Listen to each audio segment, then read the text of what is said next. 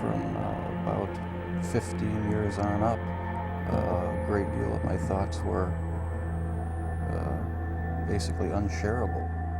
We are all evil in some form or another. Are we not? Yes, I am not 100%, but I am evil. My mother was a sick, angry, hungry, and very sad woman. I hated her, but I wanted to love my mother. This is Serial Killing, a podcast. Hello again, and welcome to Serial Killing, a podcast.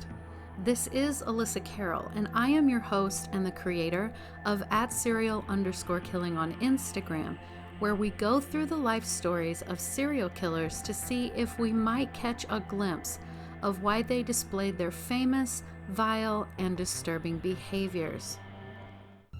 This week's podcast will be on Edward Edwards. So, Edward Edwards was born Charles Murray, according to him, on June 14, 1933 in Akron, Ohio. And since our last serial killer podcast subject, Joachim Kroll, was also born in 1933, we're going to go ahead and skip the history for just this one. So a lot of Edward's childhood information came from his book, quote, Metamorphosis of a Criminal. And even though he was born Charles Murray, I will continue to refer to him as Edward just to save on confusion. Edward claims his name was Lillian Myers and that she was a small, dark-haired woman, and she gave birth to him when she was 22 years old. She was unmarried, therefore he would have been considered an illegitimate child. He did not mention a biological father in his book. So, Lillian, when Edward was around a year old, she was working as a housekeeper, and we have to make the assumption that she was doing so as a single mother. Now, in a moment of desperation, she stole $100 from her employer, which would have been a considerable amount of money in 1934. Her employer discovered it and called the police. Lillian was arrested and sentenced to serve 1 to 3 years in prison at the Marysville Reformatory for Women. Edward claims that was the first and only time that she had ever stolen anything. Then in 1935, Lillian was released from prison. Now, I imagine she already knew society was going to reject her on some level due to her not being married when she had her baby and then going to prison. She managed to get a rifle and she shot herself in the stomach, the resulting sepsis killing her days later. It was at that point that Edward, 2 years old, was adopted by Fred and Mary Edwards, and they changed his name to Edward Wayne Edwards. Now, this new home proved to be troubled. His adoptive mother, Mary, was diagnosed with multiple sclerosis. At the same time, Fred apparently was an alcoholic. Edward wrote that Fred would come home drunk and urinate all over his sleeping wife, that he beat her and verbally abused her. And between these two issues, Mary decided to send the then 7-year-old Edward to an orphanage in Parma, Ohio. The orphanage was called Parmadale. The nun that greeted him stated, quote, "Hello, Ed. My name is Sister Agnes Marie. This is Cottage 6. While you are here in Parmadale, this will be your home. There are 39 other boys in this cottage. You will refer to them as brothers. Do you understand?" Unquote. He, of course, agreed. The nun asked him why his parents had sent him there. He said that his mother had explained to him that it was to go to school and that it was a great school. The nun also found out pretty quickly that 7-year-old Edward still wet the bed. He claims that he was quite emotional about the fact that this would be his new home, and that's understandable, of course. Now, the orphanage he was living in was large, spacious, and quite nice. It had plenty of play areas, a swimming pool, a skating rink in the winter. The property was several hundred acres and surrounded by fence. There he learned about consistency in both life and chores. But his bedwetting was still an issue. He stated that they would make him take a spoonful of salt to, quote, dry up his water, but that didn't work. Then they forced him to stand in a cold shower for an hour while holding his urine-soaked linens, while all the other boys went on to breakfast. That, of course, morphed into beatings. And when that didn't work, the nun made him take his soiled sheets, go outside during playtime, and shout, quote, "I'm a bedwetter. Here are my wet sheets," unquote. Edward wrote that the other children would crowd around him, laughing and pointing. The nun then had him walk to a tree and place his arms around it, hugging it. She then let all of the boys kick him on his bottom. Edward said there were at least 200 kicks, one being from the nun herself. He tried to escape this kicking, but the nun had two larger boys hold him against that tree. Edward wrote that he felt he couldn't please anyone and that he was not lovable. But on a very rare occasion, his adoptive mother and grandmother would come to visit him at the orphanage. They would bring him treats like candy and fruit, but once they were gone, the nun would take his treats away. She said, quote, "Ed, you're a bedwetter. You don't deserve all these nice things, so you take one piece each and we'll divide the rest among the other children," unquote. The hatred he felt was brewing intensely inside of him. Another boy's mother had visited and brought him a cake. The boy had stored what was left of that cake in a locker. Once everyone had gone, Edward helped himself to the rest of that cake. When the boy later saw that his cake was gone, he of course went to the nun, and she immediately walked over to Ed, asking him if he'd eaten it. He denied it, but eventually broke down and admitted it. The beating he got from that was brutal, and then she allowed the other boys to beat him on top of that. So, not surprising, he decided to run away. For the next 4 years, he made what he said was about 15 attempts to run away. At 11 years old, when he had hitchhiked clear to his grandmother's house in Akron, she brought him back to the orphanage. The nun asked him in front of his grandmother what he wanted to be when he grew up. He said that he plainly was going to be a criminal. The nun told his grandmother that Edward needed help and that he should be seen by a psychiatrist, and that she would not have him back. Edward remembers the nun stating his offenses, being almost proud of the fact that she had been right about him all along. So, begrudgingly, his grandmother took him back to Akron, Ohio with her and enrolled him in public school. But it was too late. Edward wrote that by that point, he was already scheming about how to be a crook. Now, at this point, World War II was in full swing, and cigarettes were being rationed. He would steal his grandmother's cigarettes and sell them. He stole money from her purse.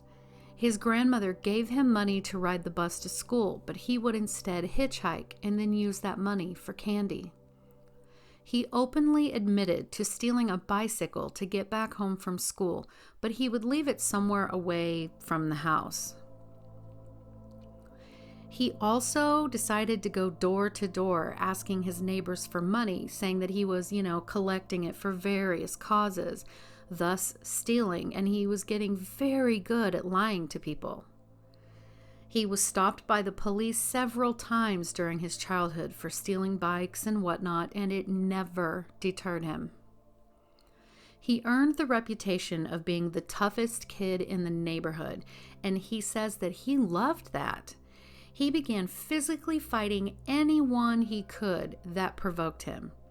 He said that he would fight bullies, that he didn't tolerate bullying at all. But, and yet. So in 1945, his adoptive mother, Mary, died. She was 36 years old, paralyzed, and unable to walk. Edward stated that even though she had been bedridden, she did her best to be good to him, and he was sad at her passing. Edward's scholastic career was not great, to say the least. He skipped classes. He fought, but said that when he entered the 6th grade, he found that he liked and respected his teacher.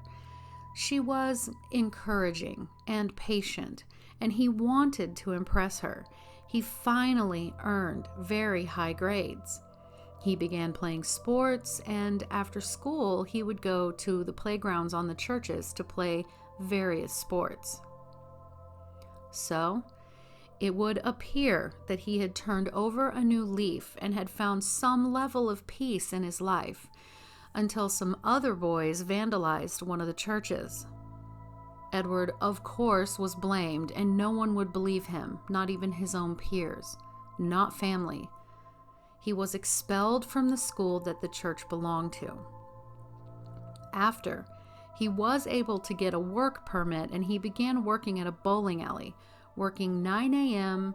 to midnight. And he gave most of his paychecks, which were, he said, $20 to $35 a week, to his grandmother. Now, he found some entertainment for himself by setting off fire alarms just to be able to watch the shiny trucks with their loud sirens going off driving down the road. He was 13 years old. His first crush was a neighbor woman who was newly divorced and in her mid-20s with 2 small children. She showed Edward kindness, and he liked her very much, but was not happy to see that, another man was visiting her regularly. So he set the man's truck on fire one night, and this time he got away with it. Also at this point, he began drinking heavily and was passed out one morning when his grandmother woke him up, telling him someone was downstairs that wanted to speak to him. The detective waiting for him stated that he had seen Edward stumble into his house, drunk, at 3:30 in the morning. Between this and the other incidences that was known to be due to Edward, he was taken to a detention home. And from there, Edward stated in his book that he was taken to the Philadelphia Protectory, which was a school across the river from Valley Forge. So, a protectory is just a Roman Catholic institution for the shelter and training of young persons. It's designed to help neglected or abandoned children by giving them shelter, food, dash of religion, education, and learn a trade. At this point, Edward was 15 years old. Needless to say, Edward was unhappy. He had yet again been shuffled to a new and unfamiliar environment. He began to withdraw and isolate. He was, of course, bullied by the other boys, but it was quickly discovered that he could and enjoyed fighting back. And it was very much sort of, prison rules there. Deals were struck between the boys and the guards. Boys cleaned the guards' rooms and so forth, and the guards gave the boys cigarettes. But Edward also indicated there was a, quote, shocking amount of sexual encounters between the boys and the staff, and that they were sleeping together. Edward states that because he was a brutal fighter, he was, however, left alone. So just as before, he attempted to run away. He went back to his grandmother's house, but he was promptly returned to the school.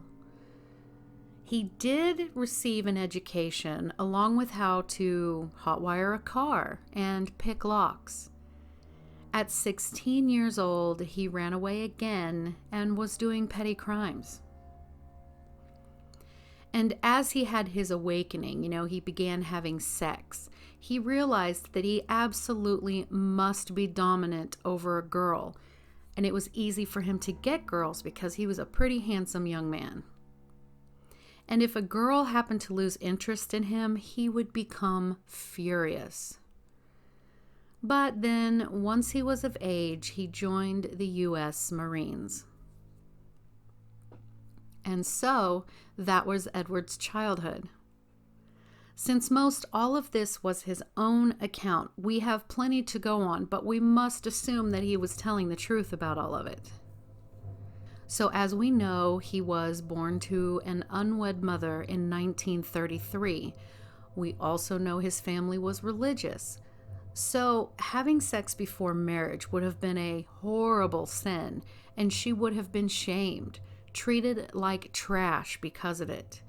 She would have been a social outcast and a shame to her family, and that's a lot for a young woman to bear.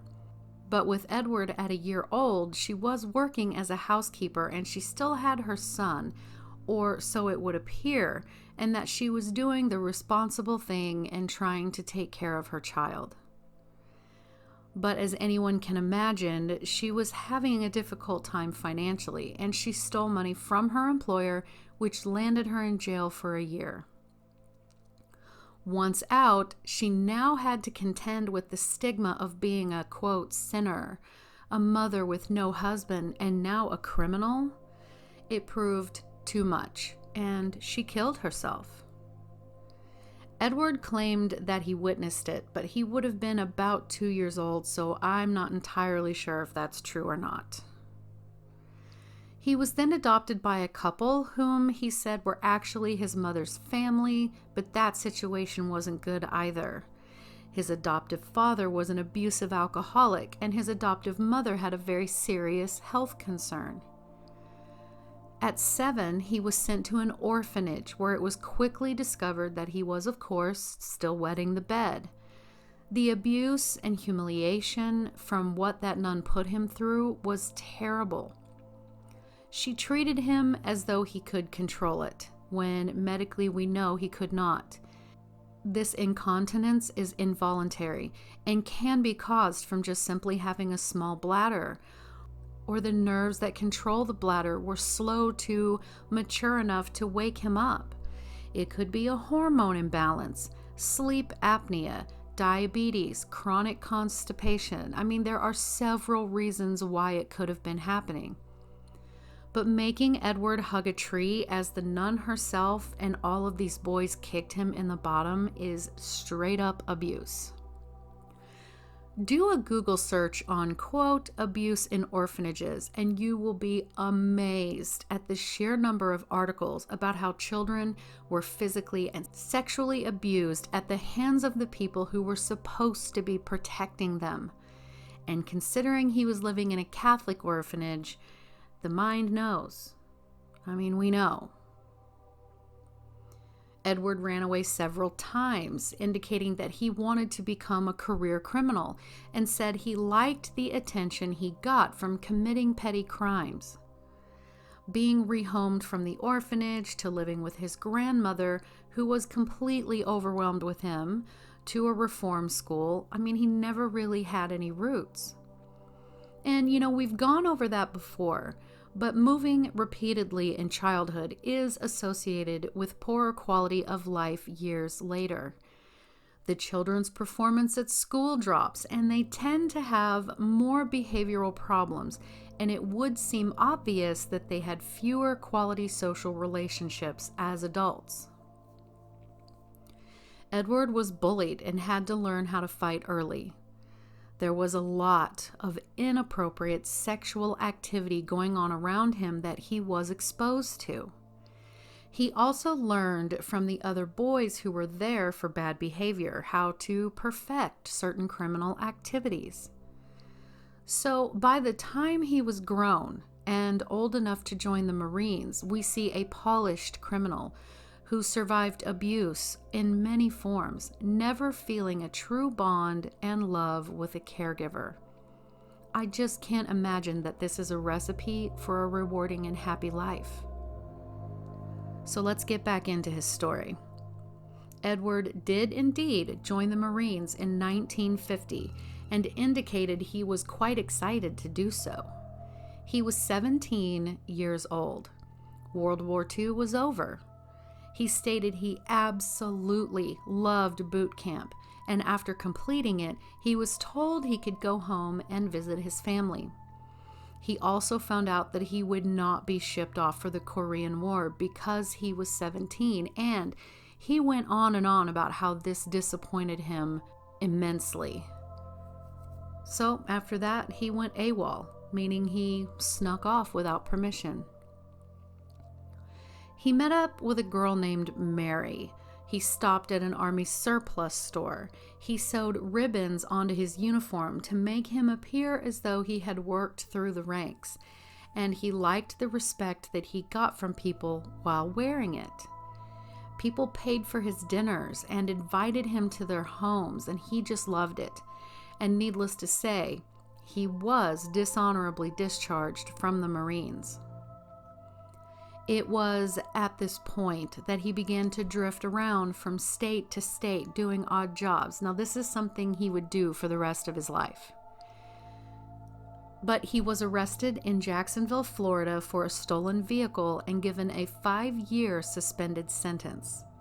He then found himself a job at a gas station where he told everyone within earshot that he had been a Marine for 5 years, that he had a wife that died in a car accident and a baby that had died from pneumonia. He lied about anything and everything. That job didn't last the week. He then got a job at a cattle auction barn, but that didn't last long either. He met a young lady named Linda, and they ran off together, hitchhiking to Houston, Texas.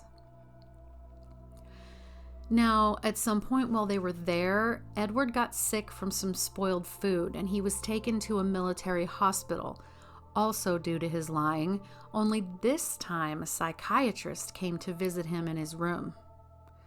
The doctor seemed to know everything about him, knew he had lied about his discharge, and pretty much everything else. He was then admitted to the hospital's psychiatric ward, but at first he just thought he was being admitted for food poisoning. The doctor wrote this about him, quote, "The personality picture is one of a highly disturbed individual who needs psychiatric help. This will probably be impossible since it would take a very long-term treatment to make any change. It is a case of a boy who has multiple difficulties, most of which is too late to correct. A positive directional program may offer much for him, but we really cannot hope for too much. Edward is neurotic and possibly psychotic. His behavior is definitely psychopathic." Unquote. So signs of psychopathy are socially irresponsible behavior, disregarding or violating the rights of others, inability to distinguish between right and wrong, difficulty with showing remorse or empathy, lying, manipulation, and reoccurring problems with the law. And we all know now he ticks every one of those boxes. Now, while he was in the hospital, Linda began sleeping with another man. During a begged for and begrudgingly given weekend discharge from the hospital, he found her and physically attacked her and beat her severely. He said if she ever cheated on him again, he would, quote, "cut your head right off your shoulders and shove it up your goddamn ass," unquote. Then he forced her to pack their things, and they fled to Akron, Ohio, against the psychiatrist's orders. He was supposed to come back to the hospital. And they weren't in Akron long when Linda said that she really kind of wanted to go back to Florida to her family. At this point, I don't know whatever happened to Linda. I couldn't find anything. I know she was brutally raped, and then he said he allowed her to go back to her family. Somehow, I highly doubt that. But he, of course, took back up his life of crime, stealing car batteries and hubcaps and tires and selling them for money. Edward was driving around dressed as a Marine, and of course he was finally pulled over by a policeman who knew that that car was stolen and took Edward down to the station. Once there, he realized the FBI was waiting for him. He was charged with impersonating a Marine and driving across state lines in a stolen car. He was sentenced to 2 years in the Chillicothe Federal Reformatory in Ohio. This was 1952. Edward was only 19 years old. Now, you guys will probably find this interesting. While he was in the Chillicothe prison, Edward met Charles Manson, the Charles Manson. But Edward was then released in 1953 with no intention of turning his life around. He wrote in his book, quote, "There would be no more stupid, impulsive rip-offs. I would plan every crime deliberately, patiently, and cold-bloodedly, whether it was forgery, burglary, or armed robbery. I was still defiant. The world must be made to realize how smart I was. This time I was going to make a full effort to prove my worth." Unquote. In 1955, he was jailed again in Akron, but escaped and traveled the country again, robbing gas stations and whatnot for money. He bragged that he never disguised himself because he loved the attention and he wanted to be famous. In 1961, he made the FBI's most wanted list and was wanted for questioning regarding a murder on a lover's lane in Portland, Oregon. He was captured and put in Leavenworth, Kansas, where he remained until he paroled in 1967. And then after this, he claimed he was a reformed man. He married Kay Hedderly in July of 1968 and began traveling as a motivational speaker about his life and how he had turned it around. The couple had their first child they named April in 1969. In 1972, he wrote his autobiography called, quote, "Metamorphosis of a Criminal, the True Story of Ed Edwards," unquote. And he even appeared on 2 television shows. One was, quote, "To Tell the Truth," and the other was, quote, "What's My Line?" Now, between 1974 and 2009, it is important to note that, according to his daughter, they moved around a lot and lived in many different states. But we know Edward was living back in Ohio in 1977 because he shot a young couple at point-blank range in the neck, thus killing them both. They had been spending time together in a park. Then in 1980, 3 years later, the Edwards family was in Wisconsin when Edwards stabbed and strangled to death a young couple. This murder was referred to as the Sweetheart Murders. Now, Edward was questioned about the murders at the time, but they just didn't have enough evidence to arrest him. In 1996, he and his wife were back in Ohio, where they allowed a 25-year-old young man, Danny Edwards, to live with them. In fact, he was their unofficial adopted son. He did put paperwork in to have his last name changed, but he wasn't ever officially adopted. Edward took out a $250,000 life insurance policy on Danny, then murdered him to collect it. But he left Danny's body behind a cemetery, allegedly, partially covered so that it wouldn't be found immediately. Edward stated in an interview that he went back several times to check on the body. And he did say he wanted Danny to be discovered, but not quickly. A year later, he went to check on the body, and he found that the animals had gone through the corpse and had separated the skull from the body. So he picked up the skull and threw it into a field. A hunter found the rest of the remains. So, in March 2009, April, Edward's daughter, was watching a TV show about a cold case of a double murder near Madison, Wisconsin.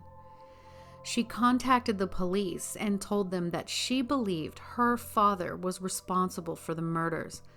One source stated that she told the police that her father had taken her and her siblings to the actual scene of the murder. April went on to describe her father as having a dark side, being verbally and physically abusive toward her mother, and making her and her brothers watch videos about the Zodiac killer. And he apparently screamed at the TV, quote, "That's not how it happened," unquote. In July 2009, Edward was arrested on murder charges in Louisville, Kentucky, and he later pled guilty to the 5 murders. He was found guilty and sentenced to death by lethal injection, but died of natural causes just months before the execution was to take place in 2011. He was 78 years old. And I know there's a lot of gaps in there, okay? Lots and lots of gaps, I know. There are a lot of theories out there that Ed Edwards was responsible for a great many other and very high-profile murders. Some try to link him to John Benet, others to Adam Walsh, and even some point to him being the Zodiac killer and the one who murdered the Black Dahlia. I find these theories fascinating, and one really good site I found that lists every possible, theorized, but highly improbable murder is on coldcasecameron.com. If you are interested, go have a look. I don't believe Edward was capable of all of the things listed there, but it is a super interesting site nonetheless. It's coldcasecameron.com. So what we have here is a man born into a society that wouldn't accept his mother, given her circumstances as a single mother. We don't know anything about his biological father, but we do know his mother killed herself. He wasn't really given the opportunity to form the crucial attachment bonds necessary to have a successful childhood and the important relationships that go with it. He was abused and bullied his entire childhood and exposed to sexual things at too young of an age, and he was diagnosed as a psychopath in his very late teens. So what could possibly go wrong? What do you think? Leave me a comment at serial_killing on Instagram or YouTube under the same name of this podcast. You can visit my website at serialkilling.squarespace.com and also consider sponsoring the podcast. It takes a lot of time to do these, but I love it. And I'm really trying to fit more podcasts in during the week, but my 9 to 5 is the master of time suckage. But regardless, thank you so much for listening. I appreciate every one of you, as I know you could be listening to anyone else, but you chose me. Thank you, and have a great day.